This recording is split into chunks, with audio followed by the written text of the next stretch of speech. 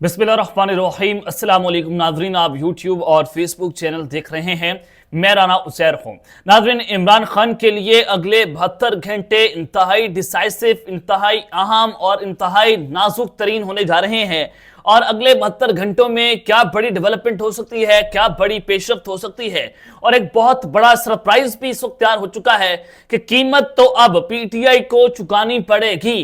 क्या डेवलपमेंट्स हैं, क्या खबरें हैं, और इनसाइड डिटेल्स मैंने आपके सामने आज के इस व्लॉग में रखनी है कि क्या तैयारियां इस वक्त पाकिस्तान तहरीक इंसाफ के हवाले से कर ली गई हैं। और वहीं पर दूसरी जानिब डोनाल्ड ट्रंप अमेरिकी सदर ने पूरी दुनिया को खून के अंदर नहलाकर रख दिया है। डोनाल्ड ट्रंप की खून की होली, खून का खेल और तबाही सर पर आकर खड़ी हो चुकी है। और मुख्तलिफ ममालिक ने इस वक्त हंगामी इजलास तलब कर लिए हैं और इस पूरी जंग का पाकिस्तान पर भी बराह रास्त असर पड़ा है। उस हवाले से भी कुछ इंपॉर्टेंट डिटेल्स मैंने आपके सामने रखनी है। लेकिन आगे बढ़ने से पहले आप सबसे दरख्वास्त के चैनल को सब्सक्राइब कर लें, बेल आइकन को दबा दें। आने वाली तमाम तरह अपडेट्स आपकी खिदमत में बर वक्त पेश होती रहें। नाज़रीन, सबसे पहले तो डोनाल्ड ट्रंप के हवाले से बात कर लेते हैं, फिर पाकिस्तान तहरीक इंसाफ और इमरान खान की खबर आपके सामने रखूंगा कि आज पूरी दुनिया की स्टॉक मार्केट जो है वो क्रैश कर गई। पाकिस्तान की स्टॉक मार्केट में तकरीबन 7,000 से ज्यादा की जो कमी देखी गई और फिर ट्रेडिंग को रोक दिया गया। 1 बजे के बाद ट्रेडिंग दोबारा शुरू हुई और जो स्टॉक मार्केट है वो पतदरीज गिरती चली जा रही है, गिरती चली जा रही है। और वहीं पर दूसरी जानिब जो इसका बराह रास्त असर पड़ रहा है, ये हमारी पॉलिटिकल इंस्टेबिलिटी से नहीं पड़ रहा। इसका बराह रास्त असर यह है कि डोनाल्ड ट्रंप ने जो टैरिफ का ऐलान किया था, पाकिस्तान पर 29% का टैरिफ लगाया, क्योंकि जो पाकिस्तान की एक्सपोर्ट्स है वो अमेरिका में बहुत ज्यादा होती हैं। पाकिस्तान की जो प्रोडक्ट्स हैं वो अमेरिकी मंडियों में जाती हैं। अब उससे मुश्किलात का सामना करना पड़ेगा, अब हमें टैरिफ्स अदा करने पड़ेंगे। तो उसके लिए जो इन्वेस्टर है उसमें ये बदइत्मादी पैदा हुई है, तो वो अब अपना पैसा निकालना शुरू हो गया है। और यहां तक कि जो पूरे यूरोप की सूरत हाल है कि वहां पर खौफ की फिजा पैदा हो चुकी है। बैंक्स जो हैं, बैंक्स के शेयर्स गिरना शुरू हो गए हैं। सबसे इंपॉर्टेंट होता है आपके बैंक्स, आपकी स्टॉक मार्केट यूरोप की क्रैश कर गई है। पूरे के पूरे यूरोप के, यानी कि यूरोप के अंदर कितने ममालिक आते हैं, सबकी स्टॉक मार्केट क्रैश कर गई है और इन्वेस्टर अपना पैसा वापस निकालना शुरू हो चुका है। सऊदी अरब के अंदर 500 अरब रियाल की जो स्टॉक मार्केट है वो नीचे गिर गई है। कतर, कुवैत, उसके अलावा जनाब हांगकांग, चाइना, पूरी दुनिया की स्टॉक मार्केट इस वक्त बदतरीन सतह पर पहुंच चुकी है। पैनिक की सिचुएशन है और पूरी दुनिया के अंदर ट्रिलियंस ऑफ डॉलर्स का नुकसान हो चुका है और पूरी दुनिया की ट्रेडिंग इस वक्त रुक चुकी है।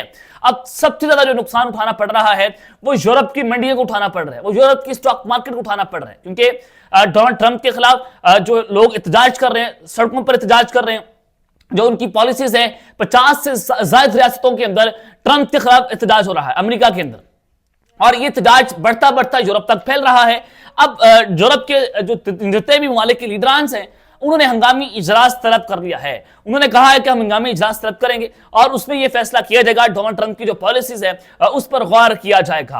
अब ये यूरोप जो है उसके अंदर एक बहुत बड़ा इख्तलाफ पैदा हो सकता है, उसके अंदर यूरोप टूट सकता है। किस तरह से कि यूरोप के कई ऐसे ममालिक हैं जो चाहते हैं कि ट्रंप के साथ जंग हो जाए, कई ममालिक हैं जो कहते हैं कि हमने ट्रंप के साथ जंग नहीं करनी। अगर ये जंग शुरू होती है, खुदा ना खासा, फिर ये हालात मजीद खराब हो जाएंगे और यहां पर यूरोप के अंदर अगर इख्तलाफ पैदा होता है तो बहुत सारे ममालिक जो है उनमें ये टूट फूट का शिकार पैदा हो सकती है। तो स्टॉक मार्केट में खून की होलियां खेली जा रही हैं और ऑयल की जो मार्केट है वो भी क्रैश कर गई है, यानी कि जो खाम तेल है उसकी कीमतें बिल्कुल नीचे आ गई हैं। यानी कि कोरोना के दौर के अंदर इमरान खान साहब के दौर में जब ये ऑयल की मार्केट नीचे गई थी, जाहिर है ऑयल उस वक्त इस्तेमाल हो ही हो रहा था, तो उसके बाद पाकिस्तान के अंदर 150 रुपए लीटर तक ऑयल जो है वो हमने खरीदा। पेट्रोल डीजल की कीमतें इतनी मौजूद थी, आज पाकिस्तान के अंदर तकरीबन 275 रुपए के पेट्रोल बिक रहा है और यहां पर होना यह चाहिए था कि 150 रुपए पर आज पेट्रोल होना चाहिए था। जहां पर कौम तेल की कीमतें गिर गई हैं, लेकिन पाकिस्तान के अंदर भी सूरत हाल ऐसी ही है। और ये ट्रंप जो है उन्होंने ये धमकी भी दे दी है कि अगर किसी मुल्क ने मुझ पर टैरिफ लगाने की कोशिश की तो मैं उसके ऊपर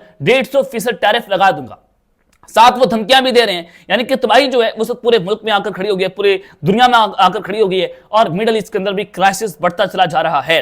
अब जो बड़ी आम मामला थे इंडिया के हवाले से, अब चाइना जो है वो 500 अरब डॉलर की एक्सपोर्ट्स करता है अमेरिका के अंदर। उसके अलावा यूरोप का जो 600 अरब डॉलर का मॉल है वो जनाब अमेरिका के अंदर जाता है। अब अगले चंद घंटे इस वजह से इंपॉर्टेंट है, अगले चंद दिन बड़े इंपॉर्टेंट है। एक तो यूरोप ने अपना फैसला करना है, उधर से भारत डील करने की कोशिशें कर रहा है, भारत निगोशिएशंस कर रहा है, भारत राब्ते कर रहा अंदर है कि अगर आप हमारा टैरिफ 5% पर ले आए तो आपका टैरिफ 5% पर होगा और हम मामला को आगे लेकर चलेंगे। लेकिन अब ट्रंप जो है वो धमकियां देने पर उतरे हैं कि अगर मुझ पर टैरिफ लगाया गया तो मैं फिर 150% तक टैरिफ लगा दूंगा। यानी कि आप अंदाजा करें कि डोनाल्ड ट्रंप किस तरह से पूरे मुल्क के अंदर, पूरी दुनिया के अंदर खून की होलियां खेल रहे हैं और यहां तक कि मिडल ईस्ट के अंदर उन्होंने जंग छेड़ दी है, ईरान को धमकियां दे रहे हैं। वो जनाब लेबनान पर हमले, इसराइल और अमेरिका ज्वाइंट अटैक कर सकते हैं अमेरिका के ऊपर। तो ये सूरत हाल भी इस वक्त मिडल ईस्ट के अंदर बनती हुई जनाब दिखाई दे रही है। अब पाकिस्तान की सूरत हाल की बात कर लेते हैं कि पाकिस्तान में अगले 72 घंटे इमरान खान के लिए क्यों अहम है, क्यों क्या होने जा रहा है और बड़े सरप्राइजेस आ सकते हैं। ये खबर क्या है, देखें अगले चंद दिनों के अंदर आप देखेंगे कि क्राइसिस बढ़ता चला जाएगा, क्राइसिस बढ़ेगा, हालात खराब होंगे। लेकिन 11 अप्रैल को जमात इस्लामी ने धरने का ऐलान किया, मुल्क गिर वो एहतजाज का उन्होंने ऐलान कर दिया। 13 अप्रैल को किसान ने कहा कि हम धरने, एहतजाज और वर्कर्स कन्वेंशन करेंगे और पाकिस्तान तहरीक इंसाफ ने भी पंजाब के अंदर रैलियां निकालने का ऐलान कर दिया 10 अप्रैल को। अब ये एक सीरीज के साथ एहतजाज होंगे, एक सीरीज के साथ लोग बाहर निकल रहे हैं और पाकिस्तान तहरीक इंसाफ ने यह भी कह दिया है कि हम जल्द अपने लाएमल का ऐलान करेंगे। मुल्क गिर एहतजाज, लॉन्ग मार्च, धरनों का ऐलान पाकिस्तान तहरीक इंसाफ करने जा रही है। और कल अलीमा खान की अगर इमरान खान से मुलाकात नहीं करवाई जाती तो आज पीटीआई ने यह प्रेस कॉन्फ्रेंस भी कर दी कि हम अलीमा खान के उस धरने की जो है वो हिमायत करते हैं और पूरी पार्टी उनके साथ खड़ी होगी। यानी कि हालात खराब हो रहे हैं। अब दूसरी जानिब अगर पाकिस्तान तहरीक इंसाफ सड़कों पर निकलती है तो फिर उनके साथ वही कुछ होगा जो पहले हुआ। अब यानी कि पीटीआई के अंदर गिरफ्तारियां होंगी और जो रियासत के खिलाफ बात करेगा उसको पकड़ा जाएगा और ये होना भी चाहिए, क्योंकि पाकिस्तान तहरीक इंसाफ को बैठकर बात करनी चाहिए थी। ये हमारे मुल्क की एस्टैब्लिशमेंट है, ये कोई इंडिया की एस्टैब्लिशमेंट नहीं है कि आप उनके साथ लड़ रहे हैं, आप जो है वो चाहते हैं कि यहाँ पर खून की होलियां खेली जाए। ऐसा तो नहीं होगा। अब अवाम जो है, आपने जो अवाम के साथ 26 नवंबर को किया, आप अवाम को अकेला छोड़कर चले गए, अली अमीन गंडापुर फरार हो गए और दिगर लोग वहां से फरार हुए, पीटीआई की क़यादत वहां पर मौजूद नहीं थी, अवाम निहत्ती वहां पर खड़ी हुई थी। तो इस तरह से अब अवाम के अंदर इत्मीनान नहीं है, अवाम इस मौजूद क़यादत के पीछे निकलने को तैयार नहीं है। तो अब यहां पर इस क्रिटिकल सिचुएशन में होना यह चाहिए था कि आप रियासत के साथ खड़े हों, क्योंकि रियासत में आप अंदाजा करें कि जो अफगानिस्तान का बॉर्डर है वहां से दहशतगर्दी आ रही है। अब इंडिया अपने बॉर्डर से छेड़खानियां शुरू हो चुका है, पाकिस्तान में दहशतगर्दी परवान चढ़ती चली जा रही है और हालात खराब है, महंगाई बढ़ती चली जा रही है। आम आदमी के साथ खड़ा होना होगा। आम आदमी का मसला यह नहीं है कि कौन एस्टैब्लिशमेंट से लड़ रहा है, कौन एस्टैब्लिशमेंट से नहीं लड़ रहा। आम आदमी का मसला यह है कि उसको पेट्रोल सस्ता मिलना चाहिए। आम आदमी का मसला यह है कि उसको महंगाई में कमी आनी चाहिए। आम आदमी का सबसे बड़ा मसला यह है। तो हमें आम आदमी के मसाइल की तरफ इस वक्त गामजन होना चाहिए। लेकिन पाकिस्तान तहरीक इंसाफ जो है वो केपीके में गुत्थम गुत्था है। कल रात भी जो मैंने आपको बताया अपने पिछले व्लॉग में कि पाकिस्तान तहरीक इंसाफ के दो बड़ों की एक अहम शख्सियत के साथ मुलाकात हुई है और वो मुलाकात के बाद हालात मजीद खराब हो गए हैं और उस मुलाकात में पाकिस्तान तहरीक इंसाफ को कुछ हासिल नहीं हुआ। आप वो व्लॉग भी सुन सकते हैं उस मुलाकात का अहवाल देखने के लिए, इससे पिछला व्लॉग है।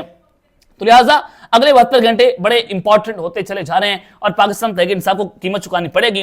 फैसल वाला साहब ने भी, अब जाहिर है वो बड़े वेल जो नॉन है और उनके पास बहुत अंदर की खबरें होती हैं, उनकी बहुत सारी खबरें जो हैं वो बिल्कुल दुरुस्त साबित भी हुई। तो उन्होंने कहा है कि पाकिस्तान के खिलाफ किसी भी किस्म की साजिश ना पहले बर्दाश्त की गई ना अब बर्दाश्त की जाएगी। बैरूनी ताकतों के हाथों खेलने वाले मुल्क दुश्मन अनासर के खिलाफ जल्द डंडा चलेगा। आप अंदाजा कर लें कि सोशल मीडिया के खिलाफ डंडा चलेगा, पीटीआई के अंदर जो लोग बैठे हैं जो रियासत के खिलाफ बात कर रहे हैं उनके खिलाफ डंडा चलेगा और उनकी गिरफ्तारियां होंगी। और उन्होंने कहा कि पाकिस्तान के खिलाफ किसी भी किस्म की साजिशों को बर्दाश्त नहीं किया जाएगा। मैं मुल्क से बाहर हूं, मई के महीने में पाकिस्तान के लिए मस्बत खबरें सामने आएंगी, ये जनाब उन्होंने ट्वीट किया है। और फिर दूसरी जानिब आप अंदाजा भी कर लें कि जो बाहर बैठे सलमान अहमद हैं और इंतहाई बदतरीन जुबान ये शख्स इस्तेमाल करते हैं। पहले इनका ताल्लुक पाकिस्तान तहरीक इंसाफ के साथ था, पीटीआई ने इनको डिसऑन कर दिया। अब ये बाहर से बैठकर बहुत गलीज जुबान इस्तेमाल करते हैं और ये बाहर से बैठकर गंद बकवास करते हैं। तो पीटीआई भी इनके खिलाफ खड़ी तो हुई थी और उनकी बुनियादी रुकनीत खत्म कर दी गई। अब सलमान अहमद के खिलाफ पीकॉक एक्ट के तहत मुकदमा जनाब दर्ज कर लिया गया है और पुलिस के मुताबिक सलमान अहमद पर इदारों और रियासत की मुखालिफ प्रोपेगेंडा करने पर मुकदमा दर्ज किया गया है और मुकदमा पुलिस की मुद्दत में थाना डिफेंस ए में दर्ज किया गया है।